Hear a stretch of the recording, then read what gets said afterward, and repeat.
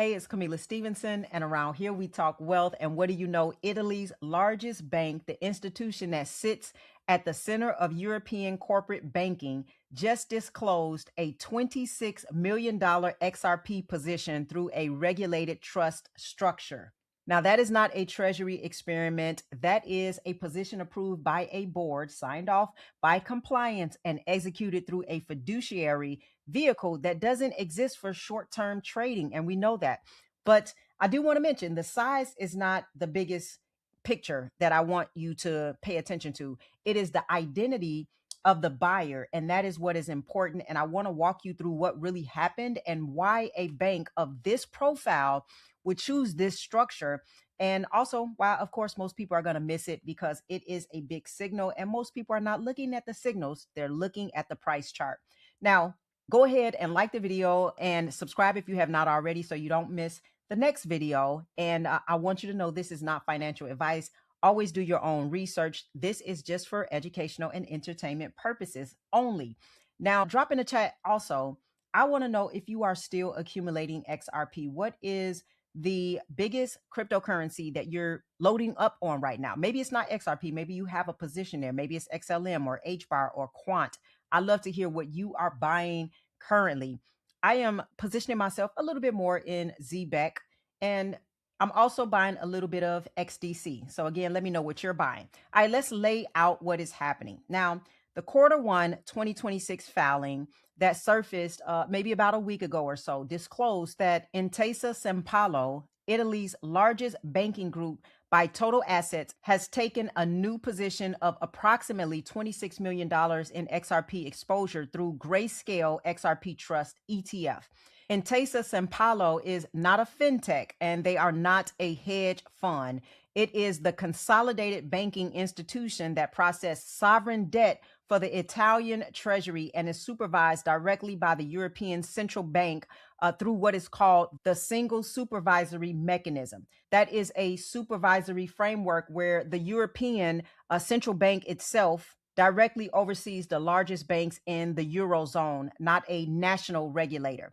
When a bank with that profile makes a position visible in quarterly disclosure, what you're reading is not a trade, you're reading a balance sheet allocation. And how most outlets are covering it is just a casual headline about a European bank dipping a toe in crypto.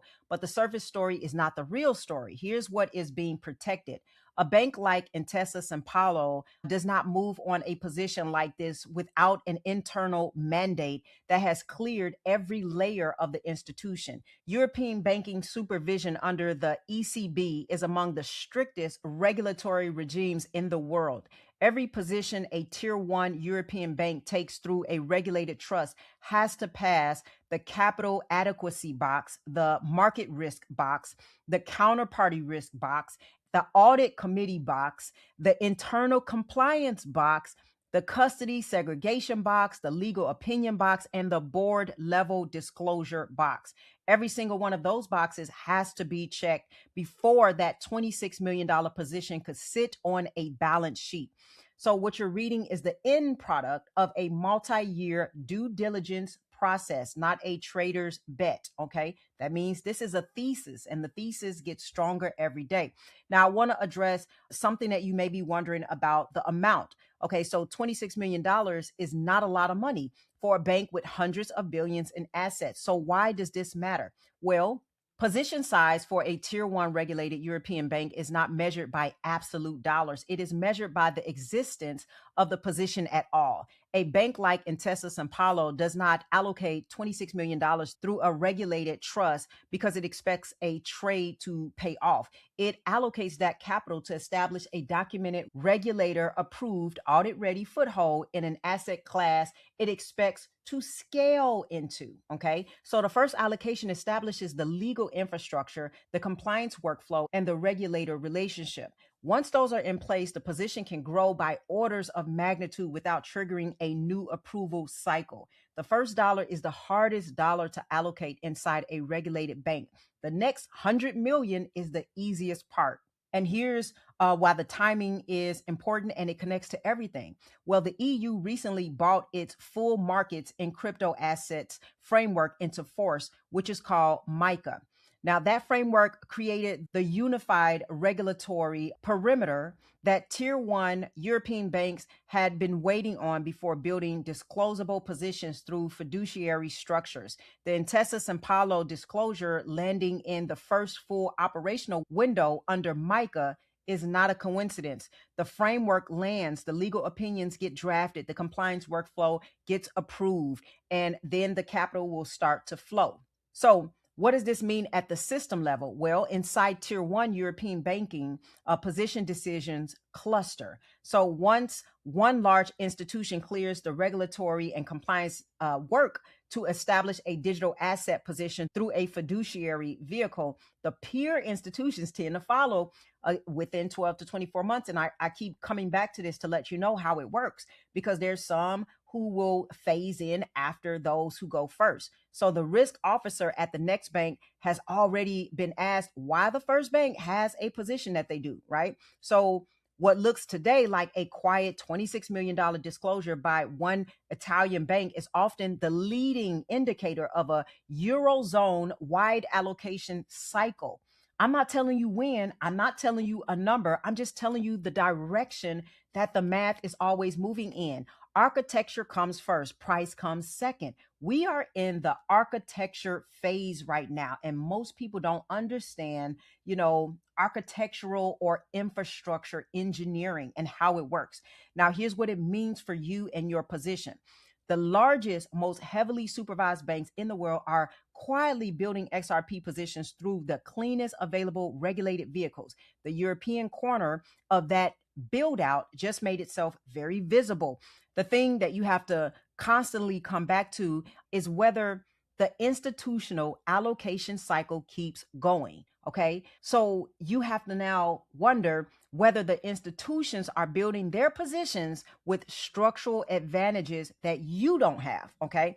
So the part that a lot of retail are going to miss on that is when Intesa Sanpaolo built its position, they did it inside a regulated trust. Everybody knows how to put a framework around their allocations. That's the smart thing to do. That trust structure protects how the position is taxed, how it's reported, and how it compounds. Okay. So the bank is not paying capital gains every quarter while they hold. They are protected by the structure that they chose at the entry point. Now, of course, most retail holders did not get the same treatment or opportunity. They bought XRP inside a regular taxable account and probably never thought about the structure underneath the asset. And that's why I continue to bring this up, because it's the part that a lot of people miss. When you are smart, when you are wise, you're going to think about the structure that you're positioning these assets in.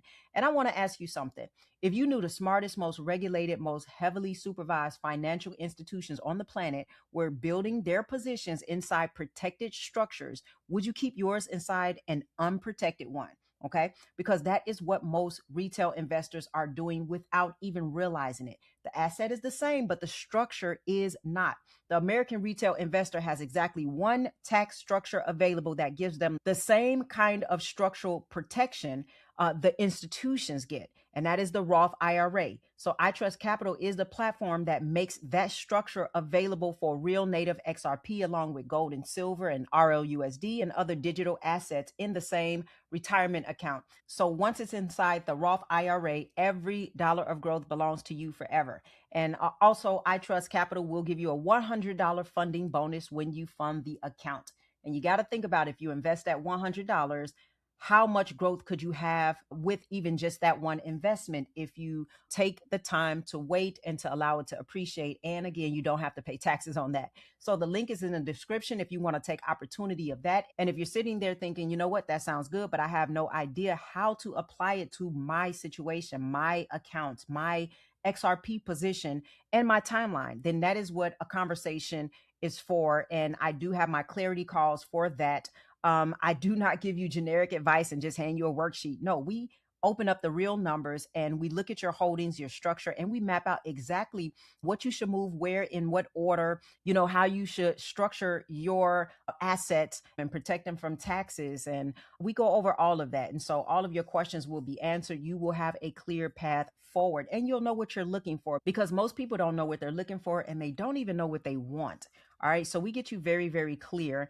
And the link is in the description for that. And if you do want to keep building with a room of people doing the same work alongside you, my coaching program is open. We do weekly support, live coaching, a community of wealth builders who are aligned and moving in the same direction. Trust me, it is an incredible community, and everybody in there is winning. They are in for the win for them and for their family. Okay. So the links are all in the description for that. Now drop in the comments and let me know, what is your number one asset that you're buying for the next month. Is there a new position that you want to start on something that you don't feel like you have a good position on, or are you just going to continue to accumulate XRP? I am mad at you either way. Now go ahead and like the video and subscribe if you have not already. And as always, I want you to stay wise, stay wealthy, and I'll see you in the next video.